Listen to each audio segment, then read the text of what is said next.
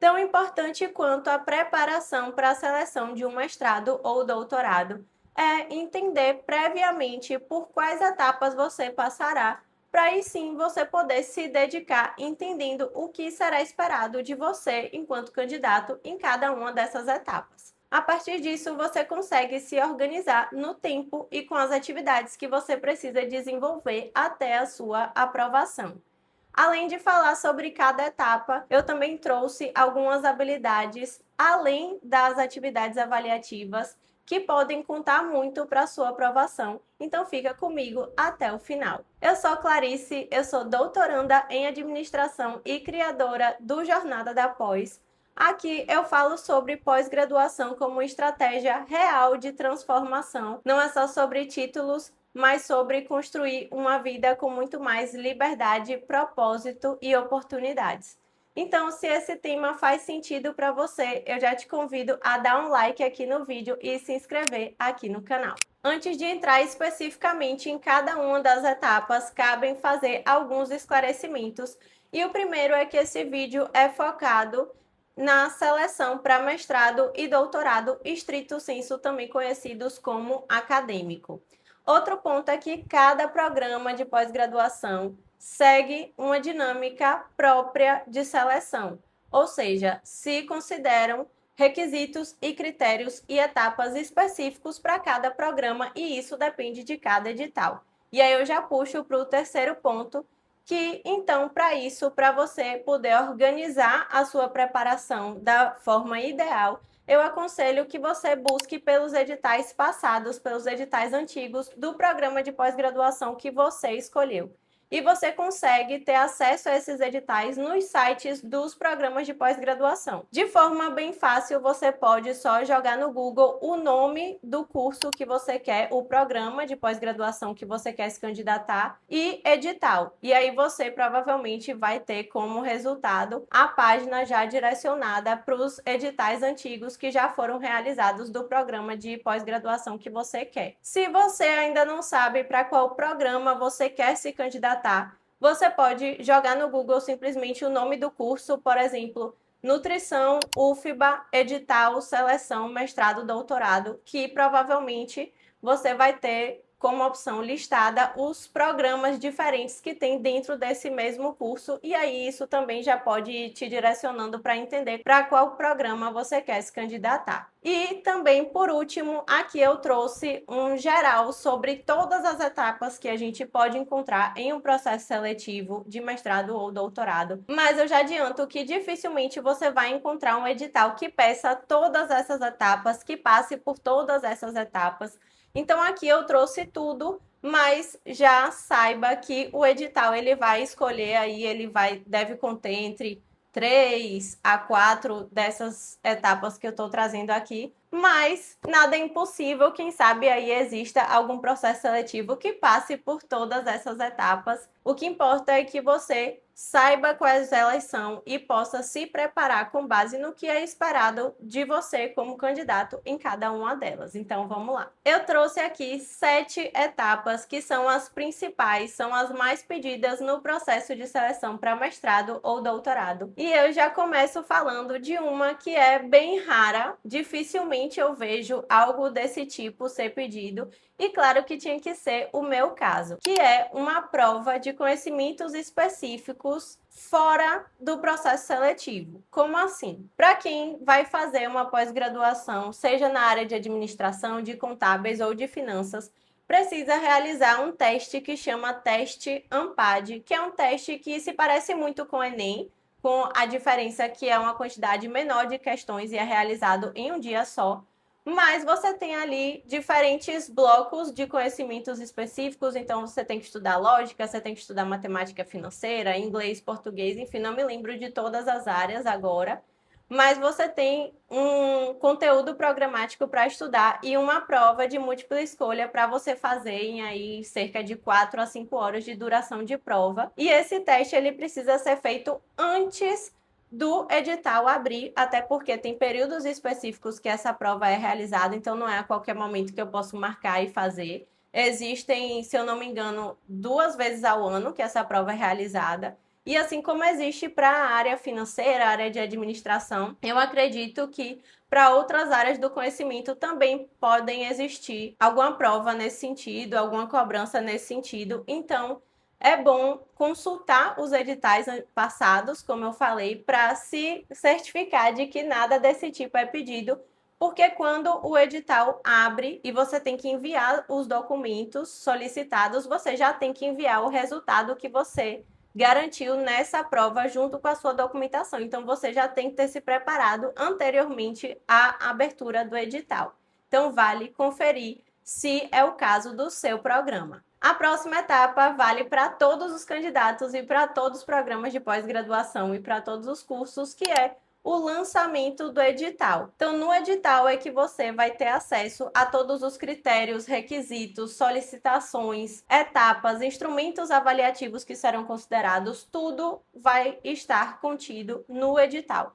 Então, é muito importante que você tire um tempo com calma, leia, releia de novo, grife as partes mais importantes do edital, passe para um papel o passo a passo que você tem que seguir, quais informações você tirou dali que são importantes para você ter em mente, porque o edital é o seu mapa do tesouro. É no edital que você vai ter todas as informações do que você precisa seguir e como você precisa seguir para conseguir alcançar a sua aprovação. Os editais são lançados nos sites dos programas de pós-graduação. Então, é importante que você fique atento quando você já tem uma noção de quando que o edital é lançado naquele programa. Você já passe a acessar o site, já fique de olho nisso. Você pode até acompanhar as redes sociais do programa o qual você quer se candidatar, para poder ter ali notícias, saber se o edital está perto de lançar, se foi lançado, se está aberto, para você não perder os prazos e poder ler esse edital com calma. Lançado o edital, a próxima etapa é preparar a documentação. Então, geralmente, quando o edital é aberto, você tem um período de inscrições e, geralmente, nesse período de inscrições, você tem que enviar a sua candidatura,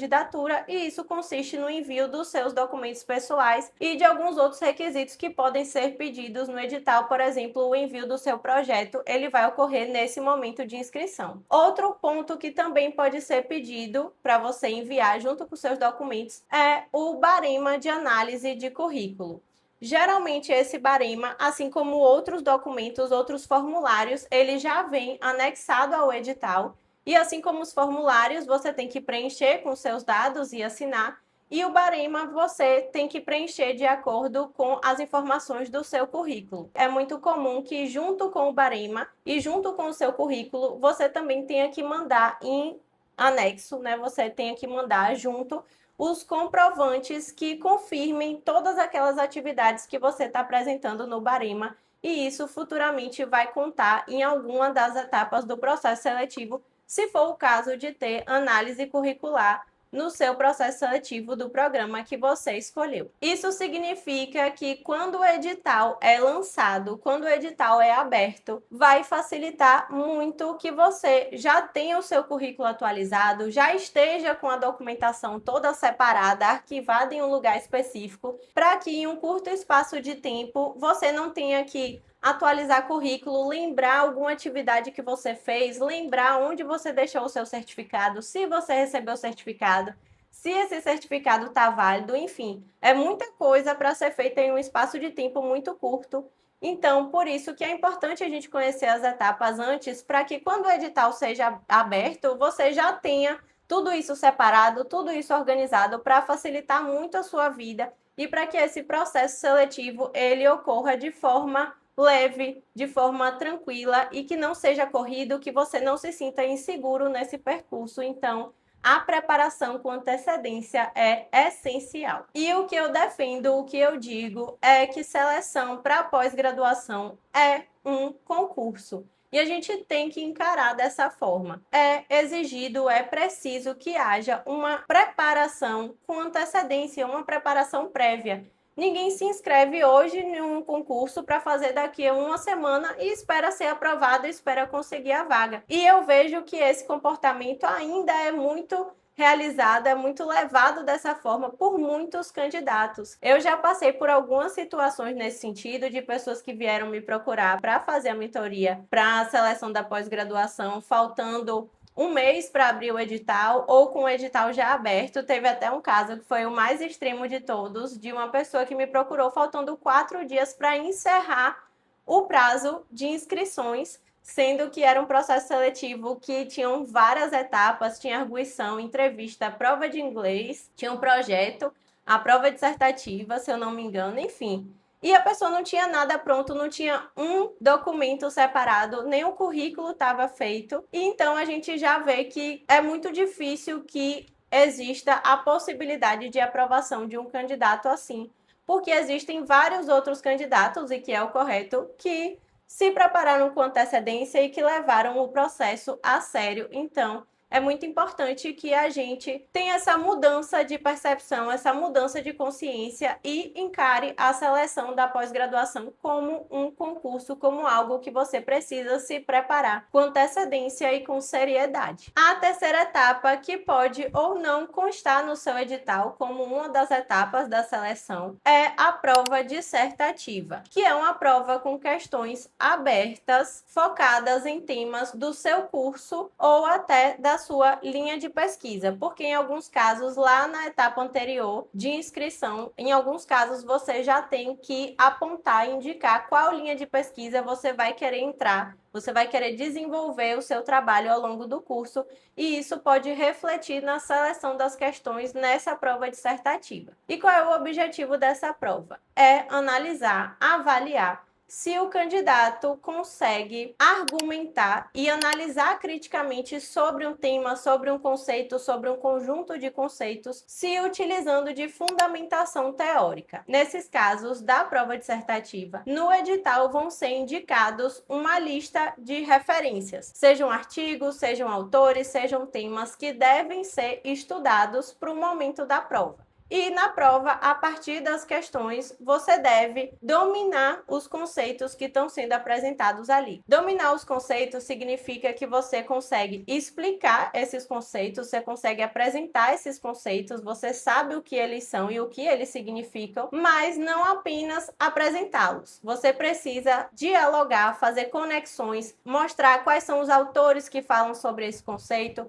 quais autores concordam sobre esse conceito, quais autores discordam sobre esse conceito, porque esse é o trabalho que nós fazemos enquanto pesquisadores. Então, claro que não é esperado que você domine totalmente a análise crítica ou a fundamentação teórica, mas você tem que saber o básico, você tem que saber citar um autor, você tem que saber explicar um conceito, fazer contrapontos, fazer conexões, o mais básico que seja, mas você tem que já começar a exercitar esse tipo de resposta, e é isso que é esperado e é isso que você deve realizar nas provas dissertativas. A quarta etapa é bem comum de constar nos editais, e eu me arrisco dizer que ela sempre vai existir, que é a análise curricular. Essa etapa, ela vai se basear naquele barema que eu falei inicialmente, que deve ser enviado junto com os documentos no momento da inscrição, e costuma ser uma etapa mais tranquila, em que o candidato deve apenas aguardar sair o resultado. O que acontece nessa etapa? A comissão da seleção recebe esses baremas e vai confrontar com os comprovantes e com o currículo também anexado por cada candidato, e vai dar uma nota para esse currículo. Geralmente, essa etapa é apenas classificatória, o que significa que ninguém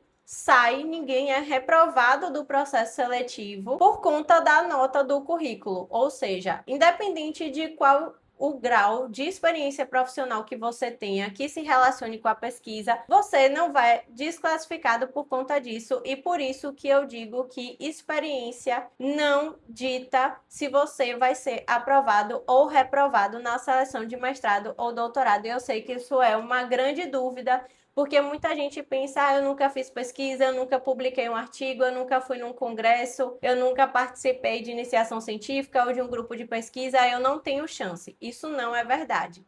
porque geralmente a análise curricular ela vai ranquear os candidatos. Claro que isso pode conceder vantagem, então um candidato pode disparar lá na frente nos primeiros lugares porque o currículo é impecável, mas você não vai ser reprovado da seleção por conta disso. E se for o caso de você acabar caindo algumas posições porque o seu currículo não é muito completo, não tem muitas experiências de pesquisa, você ainda pode despontar na frente, despontar nas posições devido aos resultados que você alcançar nas outras etapas. E foi isso que aconteceu comigo. O meu currículo era fraquíssimo, o meu currículo não tinha nenhuma experiência de pesquisa e ainda assim eu consegui passar em primeiro lugar porque eu me dediquei e foquei nas outras etapas, que aí sim eu ia ter um controle maior do que um currículo que eu não ia conseguir correr atrás de ter várias experiências relevantes em um espaço de tempo curto. Então eu foquei nas outras etapas e isso é uma estratégia excelente. E aí essa etapa também está muito conectada com a etapa da entrevista que vai acontecer mais para frente, porque se você não tem muitas experiências profissionais no momento da entrevista, que é o momento de você se apresentar como candidato, como futuro aluno do curso, é também o momento de você explicar por que mesmo sem ter experiências, você está querendo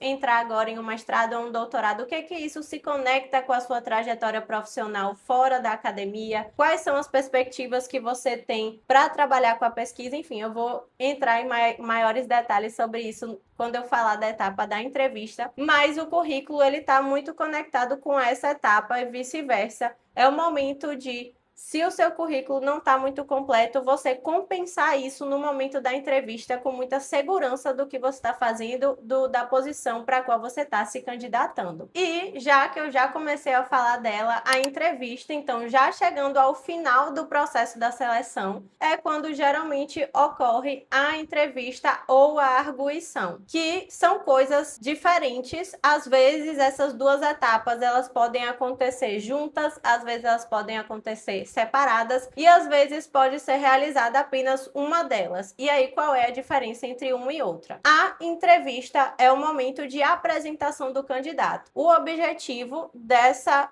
etapa da entrevista é que a comissão ela conheça melhor o candidato, conheça melhor as motivações, os interesses, o nível de compromisso, de dedicação que aquele candidato está disposto a exercer, a executar no momento que ele entrar e começar a fazer parte daquele curso e daquele programa de pós-graduação. Então esse é o objetivo da entrevista, conhecer o candidato. Já a arguição, a arguição do projeto, é um momento de apresentação, é uma apresentação bem rápida, deve ser algo em torno de 5 a 10 minutos, em que o candidato deve apresentar o projeto que ele enviou também lá no momento da inscrição. Então você vai ter que falar sobre o tema que você escolheu, que é o tema que você está se interessando de pesquisar ao longo do curso para o qual você está se candidatando. Então, você tem que apresentar o tema, trazer uma introdução, explicar o referencial teórico, explicar a metodologia que você pensou nesse momento para estar executando, alcançando o seu objetivo, trazendo uma solução para o seu problema de pesquisa e quais são os resultados esperados e o cronograma. Então, isso é a arguição do projeto. Essa é a diferença entre as duas etapas, que, como eu falei, podem acontecer separadas, pode acontecer apenas uma ou pode acontecer junto, que seria o caso de realizar uma arguição do projeto. Você vai apresentar o seu projeto, defender a sua ideia e, no final, a banca pode fazer algumas perguntas mais para o lado pessoal, para conhecer aquele candidato, porque você escolheu esse tema, quais são as suas perspectivas acerca desse tema, acerca da pesquisa e acerca do curso. Então, isso pode acontecer também de forma casada, né? As duas etapas podem ser realizadas juntas com uma nota única. Nos dois casos, o que é esperado do candidato é que ele se posicione com uma postura segura, que você demonstre que você tem domínio da sua escolha, de por que você está querendo se candidatar para iniciar uma pós-graduação, seja um mestrado ou seja um doutorado. O que te trouxe até aqui? Quais são suas reais motivações? Nesse ponto é essencial, é crucial que o candidato seja sincero e honesto claro, mantendo uma postura profissional. Então, não tente inventar situações que você nunca passou. Se te fizerem alguma pergunta, que é o caso, por exemplo, na arguição do projeto, ou na entrevista, se perguntarem alguma coisa específica do projeto que você enviou, algum conceito ou algum autor que te perguntarem, porque isso pode acontecer. Se você não conhecer aquele conceito, se você não conhecer aquele autor, não tente inventar um cenário, não tente inventar uma resposta. É muito melhor você ser honesto, você ser sincero e dizer: eu não conheço, mas eu estou aberto para conhecer. Eu estou aqui justamente porque eu quero desenvolver essas habilidades, eu estou disponível, eu estou aberto para isso, é por isso que eu estou aqui, porque eu quero aprender. Mas nunca inventar histórias, inventar uma motivação de eu quero entrar no mestrado porque eu quero virar professor, enquanto ser professor não é uma profissão, não é uma atuação profissional que você pensa para você, enfim. Não invente respostas, siga firme e siga honesto, transparente com as suas reais intenções e com os seus conhecimentos que você realmente já detém e se demonstre aberto para aprender, para dialogar, para absorver o conhecimento, sempre seguro das suas escolhas. E por fim, chegamos à última etapa, que é a etapa de divulgação do resultado final. Eu considero que o processo seletivo, ele só é finalizado, ele só é concluído quando é divulgado o resultado final da aprovação dos candidatos. Então, quem que vai fazer parte da próxima turma de mestrado e de doutorado daquele programa de pós-graduação. E esse momento, apesar de ser um momento de espera, eu entendo que é um momento também que pode ser muito desafiador. Então, é importante que você mantenha a calma, controle a sua ansiedade e, principalmente, mantenha a confiança e a segurança do seu resultado nesse processo. Um ponto importante também de trazer aqui é que ao longo do processo seletivo vão sendo divulgados resultados preliminares, que são os resultados de cada etapa que vai sendo realizada. E funciona assim: naquela primeira etapa da inscrição, então quando as inscrições estão abertas, que você envia tudo que é solicitado, os documentos, os instrumentos avaliativos que fazem parte daquela etapa, você envia tudo, as inscrições são finalizadas. Então, é lançado o primeiro resultado preliminar, que é referente às inscrições homologadas, que significa que, se você enviou todas as documentações, todos os instrumentos que foram solicitados, você está ok, você é um candidato apto a se manter no processo seletivo. E aí, depois, a cada etapa que é realizada, são lançados novos resultados de classificação e de aprovação ou reprovação dos candidatos, considerando se a etapa é classificatória ou eliminatória. Uma dica é que você considere esses resultados preliminares para ir dosando e acompanhando o seu desempenho nesse processo. Então, você consegue, a partir dos resultados preliminares, ir acompanhando se a sua preparação está dando certo, se existe alguma etapa que você tem que ter mais atenção, que você tem que se aprofundar mais, que você tem que ter maior domínio, que você tem que se sair melhor. E assim você consegue ir acompanhando como que você está se saindo ao longo desse percurso. Você tem essa possibilidade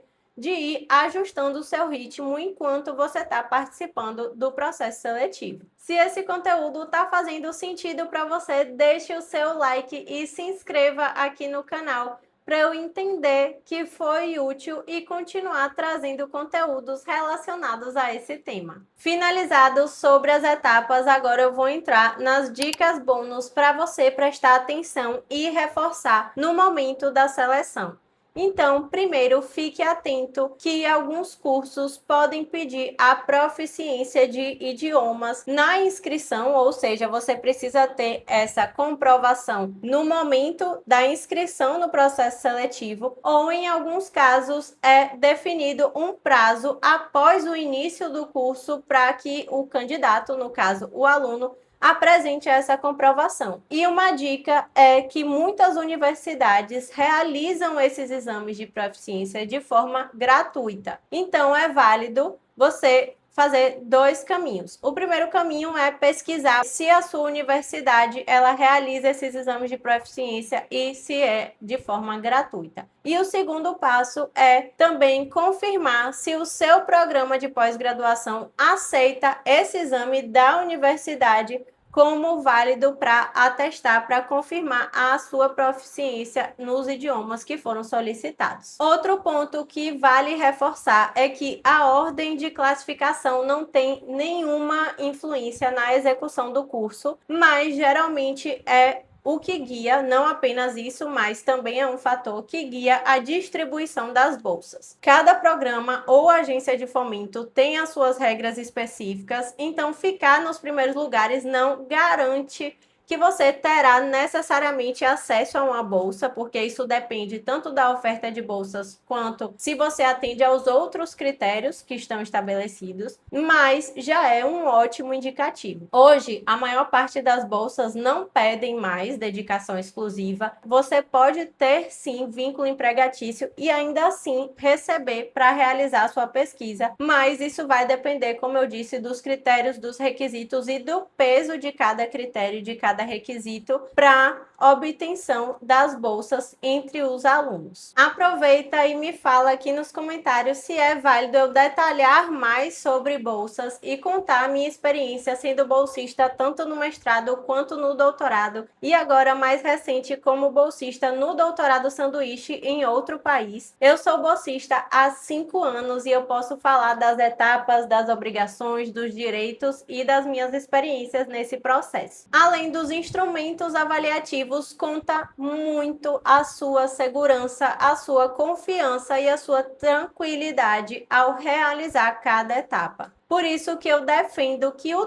tempo é tão importante na preparação, porque com o tempo você se organiza, estuda, revisa, treina e reforça a sua confiança. Ainda mais se você estiver passando pelo processo pela primeira vez. Um candidato confiante e seguro consegue dar respostas mais assertivas na entrevista, consegue demonstrar melhor o seu interesse por estar naquele espaço e participar desse curso e também demonstra melhor a sua capacidade de realmente atender aos requisitos daquela vaga e seguir no curso. Então agora você já conhece todas as etapas do processo seletivo e sabe o que é esperado em cada uma delas. E principalmente sabe que não é só a nota na prova ou o projeto perfeito que fazem toda a diferença. O que te destaca, principalmente, é a forma como você se apresenta,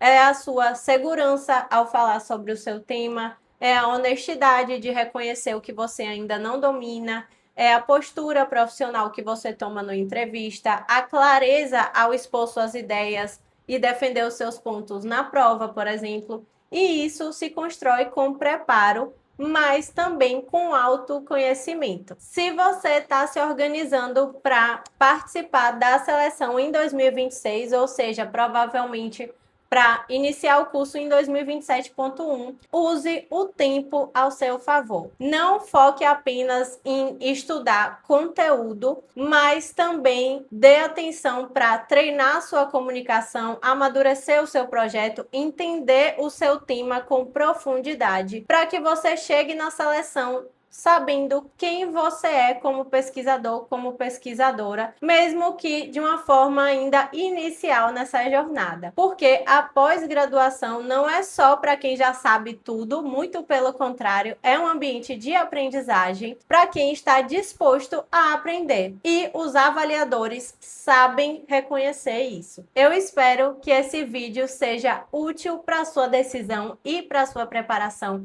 para a seleção do seu futuro mestrado ou do seu futuro doutorado. Vejo vocês no próximo vídeo do canal. Tchau!